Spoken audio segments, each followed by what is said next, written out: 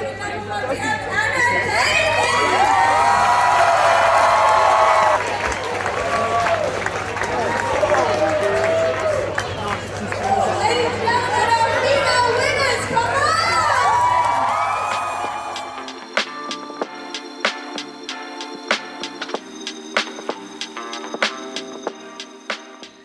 guys, last Oz Cup video for this year, or maybe forever.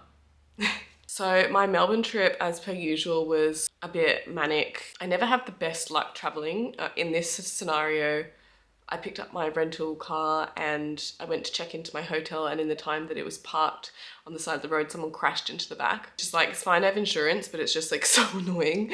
And just to have to think about that the day before the competition is just really annoying. For those who haven't really followed along, the goal of this year was to win Oz Cup and also make the national final. And the Oz Cup is made up of 5 different large competitions in different states, and you get points based on where you place, and then the overall is crowned the Oz Cup champion. I've never been able to get to all of the Oz Cups. This year I've done one extra than I did last year because I did the South Australian leg, I did the Perth one, I did Boulderfest, and then I just now have done Melbourne. South Australia was so long ago, it was before I ruptured my ACL.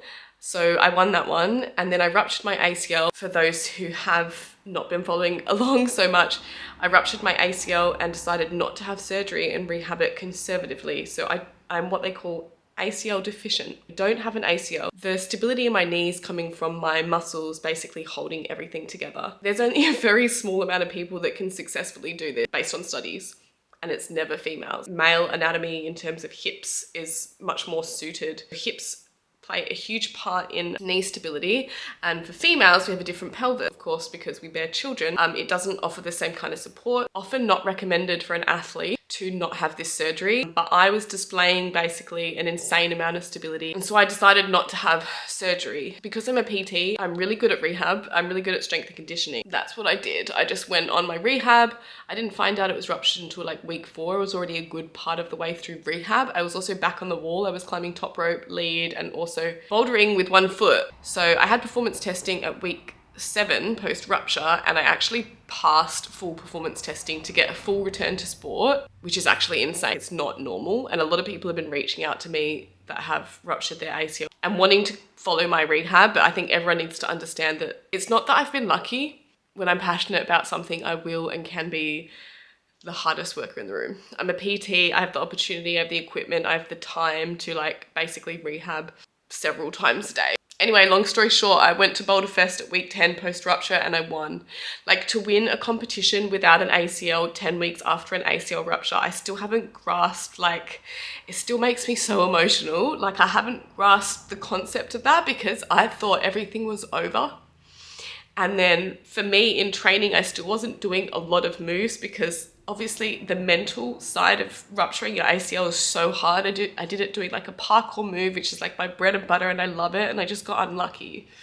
I also tore my meniscus and a part of my LCL. Like, it wasn't just a basic ACL clean rupture.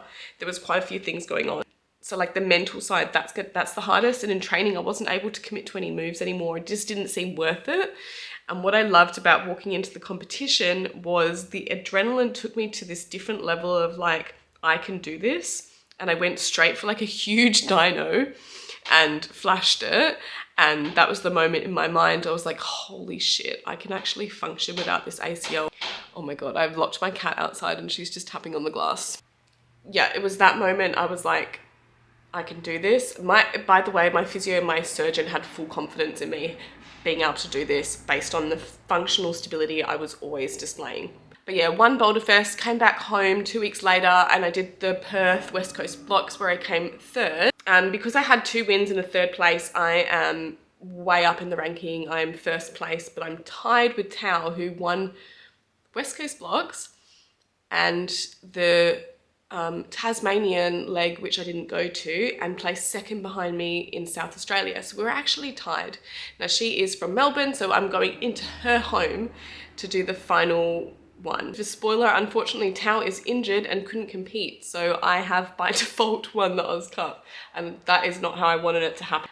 Now let's talk about this event. I was very lucky that Tennille was there on work and she was able to film the finals for me. The qualifications did not go well. My knee was getting pretty tired. There was a lot of right leg dynamic moves or high step ups or like a lot of tensiony moves, and it gets quite tired. Like the muscles get tired, makes my knee at risk, my meniscus at risk, like it just starts wobbling around because my muscles are providing that functional stability. And when they fatigue, I'm in trouble. And that's why I hate pump vests, because I don't rest. I'm like 2 hours just trying super hard, and I had to.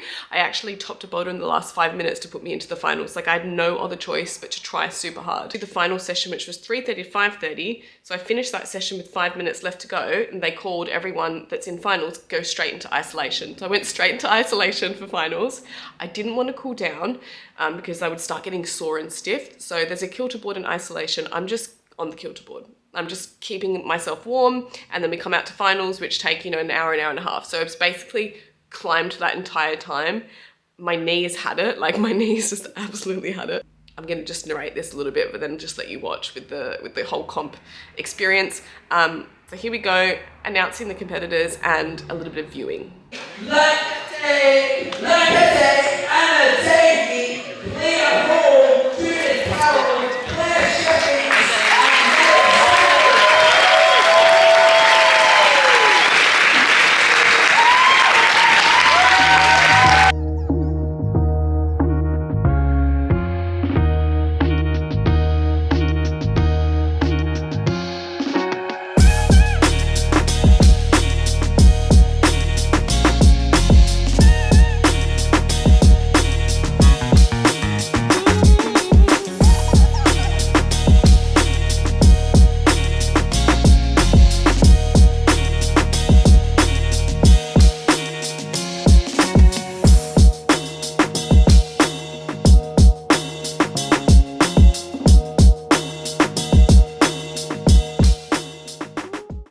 Alright, so we were ready to come out to boulder number 1. Now, when I was viewing, I've never seen these holds in my life. The texture was like sandpaper, it was horrendous, but they weren't positive whatsoever. I had no idea how to hold on to these holds, and that was my downfall. So I was holding the wrong part. You will see 2 people topped it, and they did it by moving their left hand down. You run into the boulder, your hands are high, you actually have to move it down, and that's the stable position which you can find to jump. But let's just watch.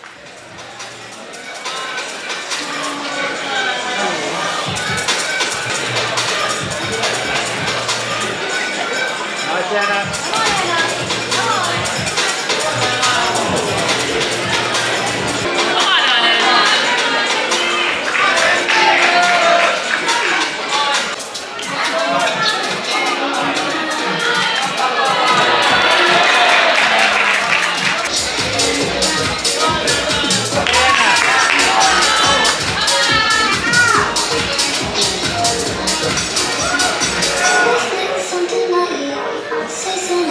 Jesse lives in Brisbane now?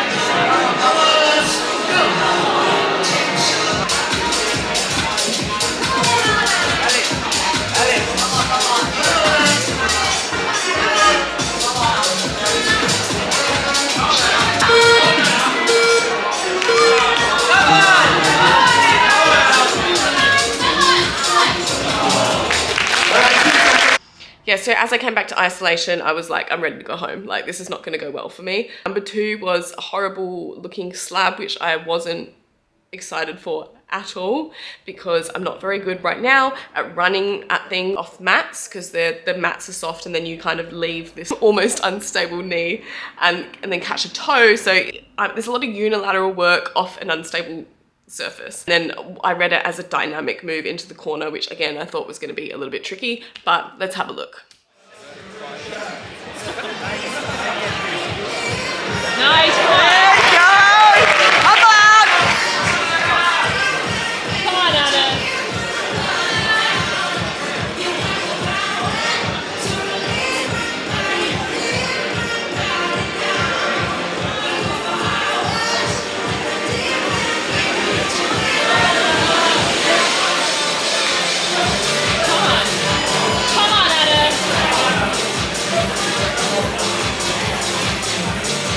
Come on.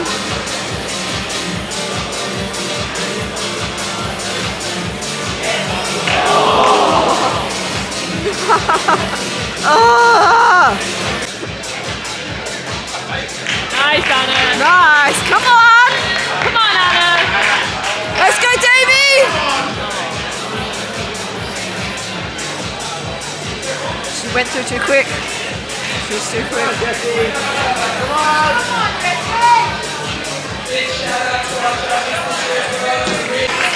Come on!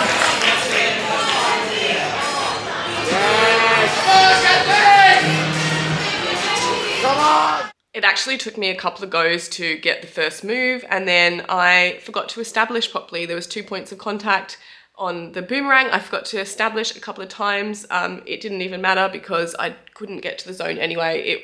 The one time I got over there, I couldn't get back there, and I basically just overbalanced. So again, no zone, only 2 people got this zone. So I wasn't miles behind. I was still like, hey, anything can happen, but still ready to go home. Maya, of course, who is like an Oceana. She's like as good as Osh. You guys, the world, wait until you see her. She's topped both of these boulders, by the way. It's the rest of us. Like, first place is already gone, but 2nd to 5th is like so open. We move on to the 3rd boulder. Now, the 3rd boulder was like the power boulder, and I was actually excited for this one. And yeah, let's see. Let's go, Davey. Go, Anna.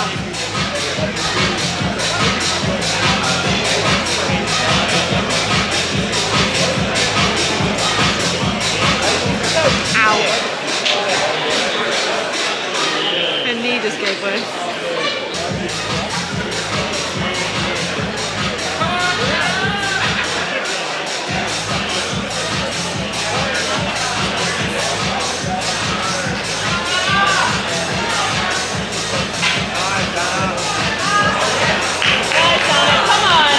Nice, Anna. Let's go, Davey. Come on. Come on, Anna.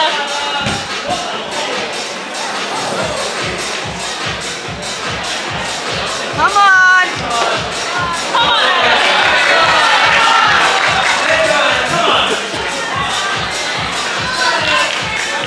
Come on. Yes, Anna. Come on. Oh, no. No.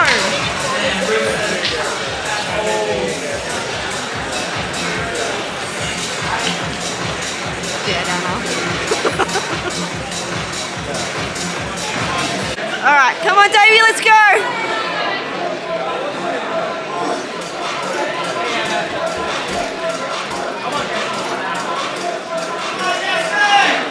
Come on, Anna.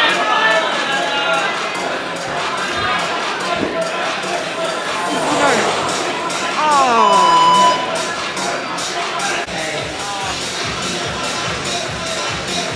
Come on, Anna.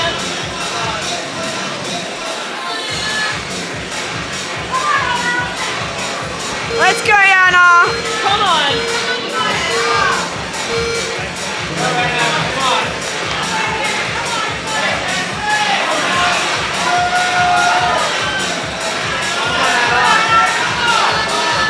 Come on, Anna. Come on, let's go.